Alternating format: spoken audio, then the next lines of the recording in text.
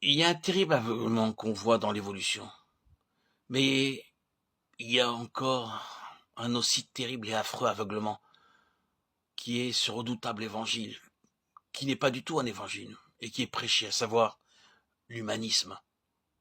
Il est dans le pouvoir de l'homme de devenir comme Dieu. Les racines et les graines de la perfection sont profondément dans l'être humain, si seulement il creuse assez profond pour les trouver. Il n'y a aucun besoin d'intervention de l'extérieur. Ce n'est pas nécessaire que Dieu intervienne, que Christ vienne dans ce monde. L'homme a en soi la capacité de s'élever, de s'améliorer au fond de son être.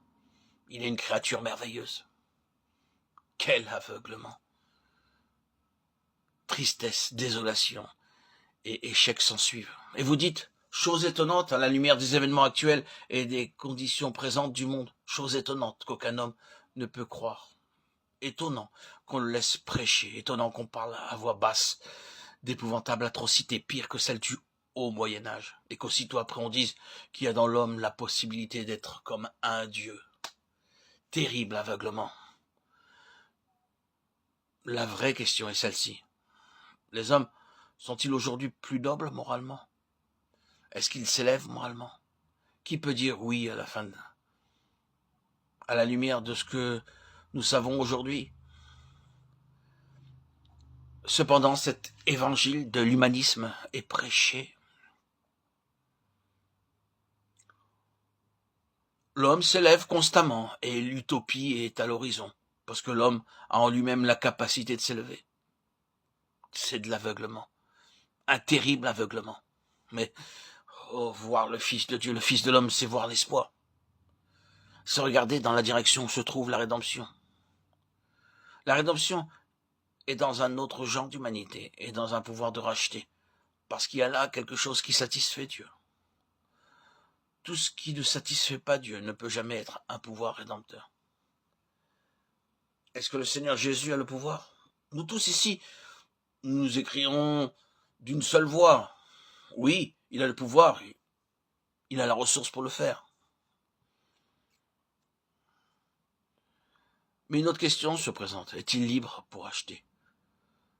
Dans cette affaire du parent rédempteur, une seule chose est considérée comme bien établie, c'est qu'il ne peut avoir qu'une épouse. S'il est déjà marié, il est disqualifié parce qu'il ne peut pas se marier avec la personne pour laquelle il rachète l'héritage. C'était le problème avec l'autre parent dans le cas de Ruth. Il n'était pas libre, il était marié avec et avait une famille. Mais Boaz était célibataire, il était libre, et il pouvait prendre Ruth pour épouse. La voie était parfaitement libre. Maintenant, nous entrons spirituellement dans le terrain des choses sublimes. Christ a aimé l'Église et s'est livré lui-même pour elle, afin de nous racheter de toute iniquité. Marie, que chacun aime sa femme comme Christ a aimé l'Église et s'est livré lui-même pour elle. Éphésiens 5, 25, Tite 2, 14. Le racheté va être uni au Seigneur, et le Seigneur Jésus, je le dis avec révérence, va avoir seulement une épouse. Il n'y aura qu'une noce de l'agneau. L'Église est son unique épouse. Ces rachetés sont les seuls qui vont être amenés dans une telle relation avec lui. Et la voie est libre. Il se tient parfaitement libre pour racheter et accepter les conséquences du rachat. Même de se marier avec celle pour qui l'héritage est racheté. La rédemption ne nous place-t-elle pas dans une position très sacrée avec le Seigneur Jésus? La véritable signification du titre qui lui est attribué de parent rédempteur, c'est que nous allons être unis à lui. Non pas rachetés comme un bien meuble, comme une chose, mais rachetés afin d'être unis à lui pour toujours. Dans le plus saint de tous les liens, mariés avec le Seigneur. C'est la signification du Fils de l'homme. Oui, il est libre. Il peut le faire. Il ne reste qu'une question. Est-il consentant? Il a le droit, il a la ressource, il a la liberté. Est-ce qu'il veut bien le faire? Oh, combien Ruth et Naomi ont dû attendre en retenant leur souffle avec des cœurs battants à grands coups pendant que cette dernière question restait à répondre. Est-ce qu'il veut? Ah,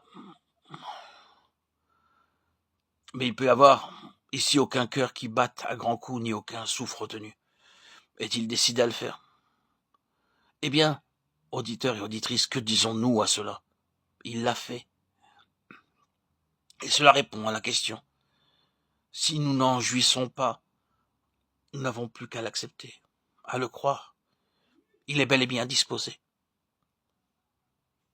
Que le Seigneur ravisse nos cœurs et élargisse notre vision de Jésus, le Fils de l'homme.